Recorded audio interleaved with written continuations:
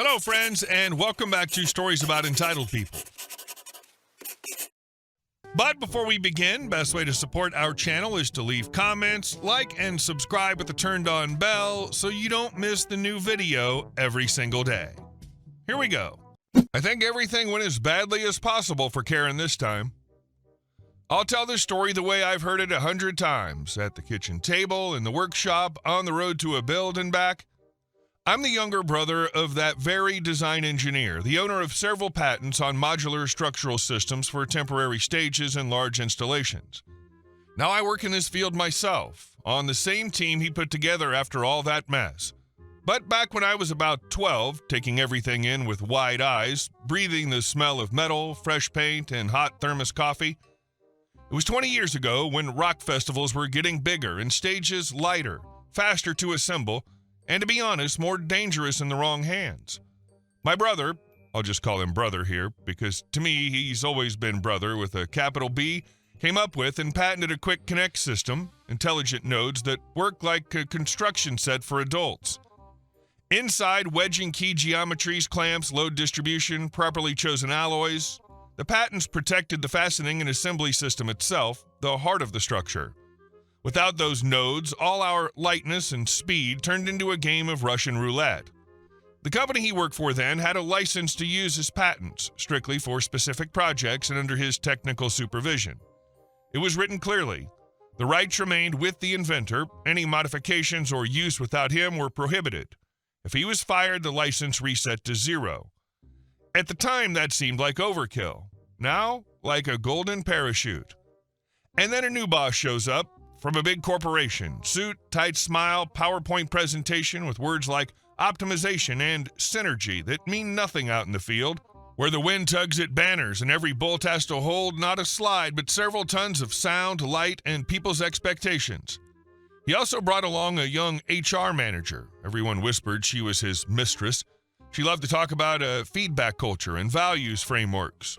But there was always a whiff of someone else's perfume and office intrigue about her, not production. The boss started saving money, pushing cheaper but heavier profiles, swapping alloy steels for affordable equivalents, wanting to ditch the expensive fasteners in favor of straight welding. "Why do we need these modular connections of yours?" he would say. "We can just tack it, weld it, and that's that." Brother kept quiet right up until the welding touched his system. "You can't weld what's designed to be detachable and work in cycles," he said. "You'll kill the geometry and break the patent and the safety." The boss smiled. "We'll rewrite the agreement. You'll assign us the patents for convenience. No extra compensation. Simple model. The company owns, you're an employee." None of this, "I said you can't." Brother refused, of course. On paper, everything was clean. His patents, his property. The company, just the licensee with usage rights under his supervision. The boss went cold and stopped pretending. The petty sabotage began. They pulled people off his crew, sabotaged procurement of the right materials, squeezed deadlines. "Time is money, and we're short on money because your system is expensive." And then our mom had a massive heart attack. I remember the smell of the hospital, the cold railings, my palms gripping metal, and brother torn between night shifts, drawings, and a ward hissing with oxygen. He hadn't taken a vacation in 4 years. He went to the boss. "I need a month. Mom's in intensive care. I'll be around, and I can oversee things remotely if needed." The boss answered curtly, "The project's on fire. Without you, no way." Brother clenched his teeth. "Projects can wait. I'm a human being, and I have rights." The boss flicked his hand. "To hell with it. Go right now. Wherever you want." He said it with the same chill with which people toss an empty cup into the trash. The project was a big one, a stage for several loud rock bands. No names, let that remain a matter of our ethics.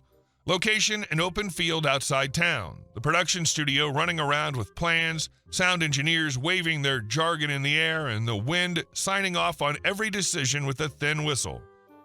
As soon as brother left for the hospital, the boss, as I now understand, opened all the floodgates of stupidity. He ordered the branded connection nodes replaced with straight welding, so we don't pay for those patent gizmos, wrote off worn parts and replaced them with cheaper but heavier material. Weight isn't critical, we'll put in more uprights and squeeze the crews to assemble everything in half the time.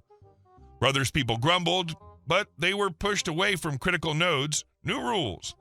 Later, I heard from senior riggers when they first saw welding instead of nodes, some of them literally went dry-mouthed. Not because welding's evil, because this welding was intruding where there were fits, compensating gaps, where everything later had to be disassembled, angles changed, recomposed, in short, live like a kit, not like a concrete slab. On the third day of reforms, the HR manager, that one, emailed Brother, "You are terminated for insubordination, refusal to follow management directives, absence from the workplace during a critical project, destabilizing the team." Fancy phrasing, lots of air, and zero law, but that's exactly what they needed. Fire him and be rid of the patent problem. Like, we've already welded everything. It's standing somehow. Brother came home at 4 a.m, set the thermos on the table, the same dented lid aluminum one, sat down and stared out the window in silence. We knew Mom had gotten past the worst, but had a long road ahead. He breathed, wiped his face, took his folder of documents, and started typing a letter. Honestly, that's when I first saw malicious compliance in action, though I didn't know the term. It was essentially his, "Fine, we'll play by the rules, down to the comma." The letter didn't go to the boss or HR, it went to the festival producer. The header, an official notice, the company with whom they had a contract had lost the right to use the patented fastening and assembly system due to the unlawful termination of the licensing controller, the inventor. Any further changes, assembly, operation of structures using these elements constituted a patent infringement entailing civil and potentially criminal liability in case of harm. Attachments, copies of current licensing agreements where in black and white, use is permitted exclusively under the inventor's technical supervision with no right to modify connection methods. And one more sentence, dry as a blade. According to information received, the connection system has already been replaced by direct welding, which violates the technology, standards, and my exclusive rights. I often see those people, organizers and producers, now at other venues, and I know what a letter like that means a week before lighting install and 10 days before dress rehearsals. Panic, cold sweat, lawyers, insurers, a review of every bolt. They're not saints, they're pragmatists. They ran 2 scenarios in their heads. 1, ignore, take the risk, wait for a night squall, and then go bankrupt under lawsuits. 2, put out the fire right now. They chose the second. They called Brother within hours. No fanfare, no we'll talk later. We want to hire you as an independent consultant right now. We're halting any work on the welded nodes. We want an audit. We want a plan to get out of this. We want the stage to be safe. What does it cost? Brother answered firmly, "We'll start with an inspection, then a plan. And yes, without my license, your stage won't be legal, even if it stands." That very day, he was on site in a hard hat with a tablet and a thick notebook. Next to him, me, in a safety vest 2 sizes too big, because he wouldn't leave me at home back then. I'm quiet, invisible, and I know how to hold a tape measure. He walked the perimeter, looked at welds, tapped the uprights, asked to remove decorative panels to see the nodes. He found the first issue, anchor bolts didn't meet standards. Ordinary construction ones instead of high strength. Embedment depth insufficient for the calculated shear, washers lacking the hardness required for dynamics. Second, some beams were bent. The cheaper, heavier profile worked against itself. Deflection in the torsion zone exceeded tolerance. Third, the replacement connection nodes were simply welded solid where the structure was supposed to breathe under wind load. It's like welding a door hinge shut. While it stands, but the first strong gust and you're blown out along with the frame. An hour later, Brother called in the client's reps, the insurer, and the technical supervisor. Right there, amid the hiss of compressors and thumps of a test kick drum, he laid out a short, hard presentation, where, what, and why it was dangerous. And crucially, what had to be done. Stop part of the assembly, dismantle the welded nodes where possible, replace the anchor groups, revert to original connection system, and where deadlines wouldn't allow, cover modules with tents, move parts of the lighting to alternative trusses, and shift the scenography to backstage blocks.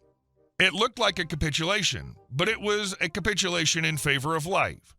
That night, some installations were indeed covered with tents and cordoned off with tape.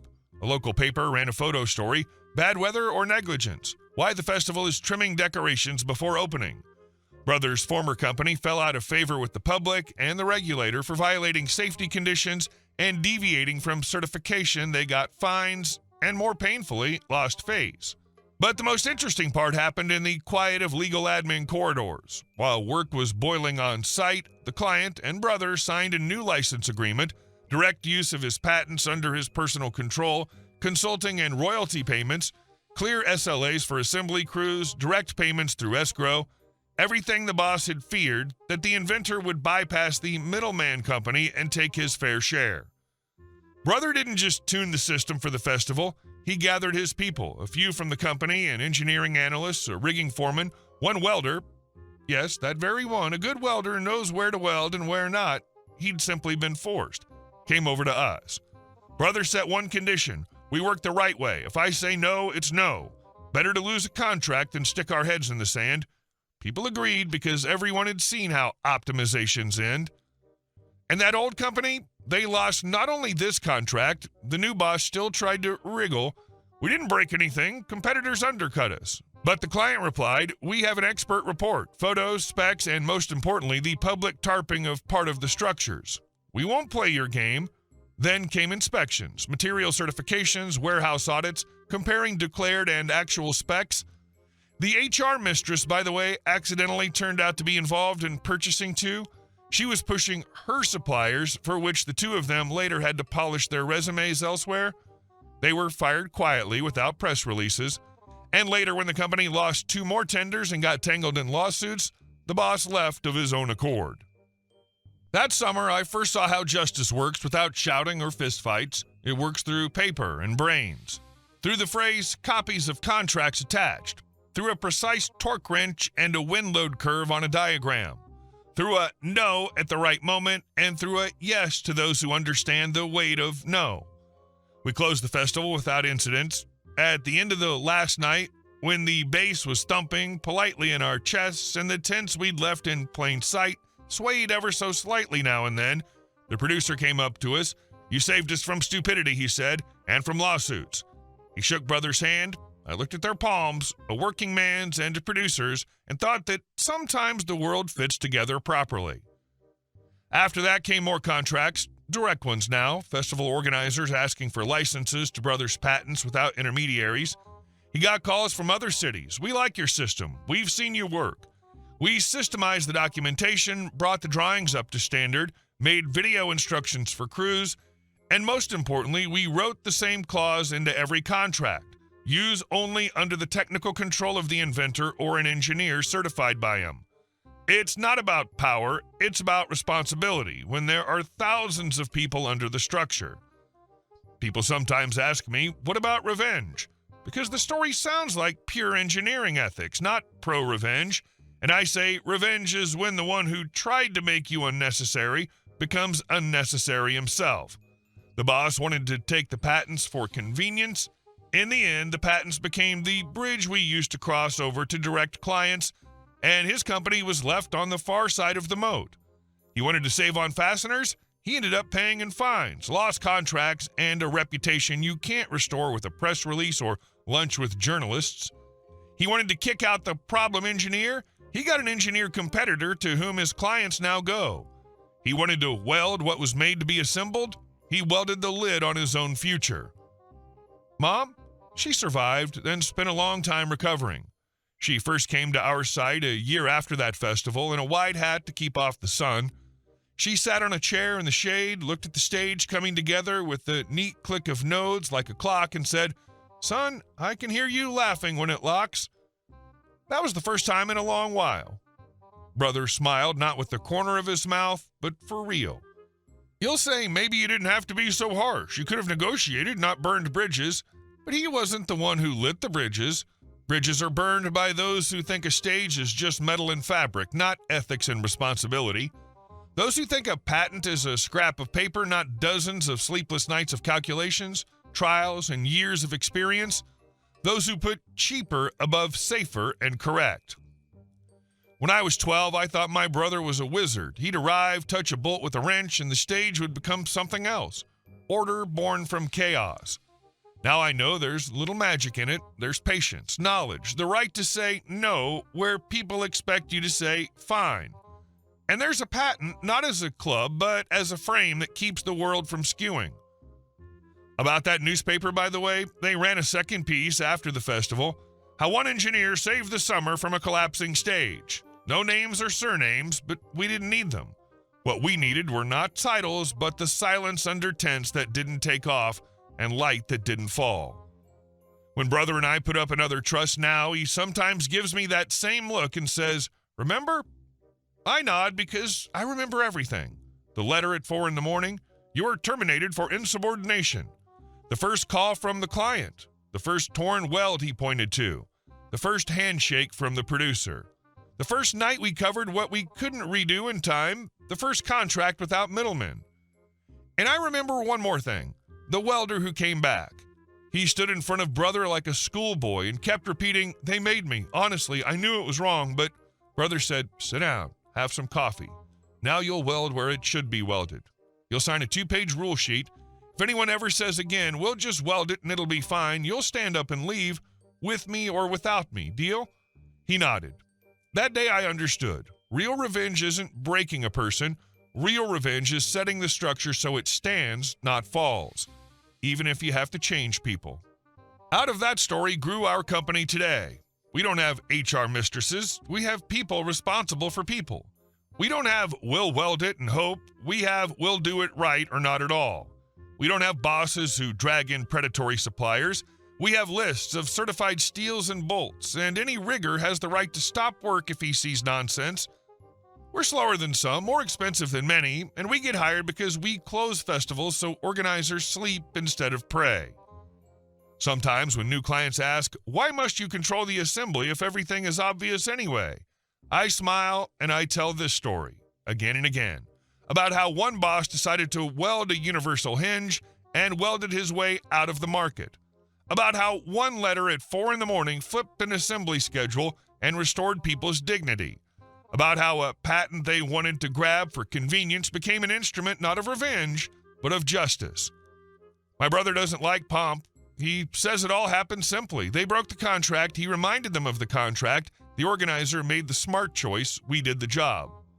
But between the lines, there's another truth. A contract is just paper until you use it. A patent is just words until you defend them.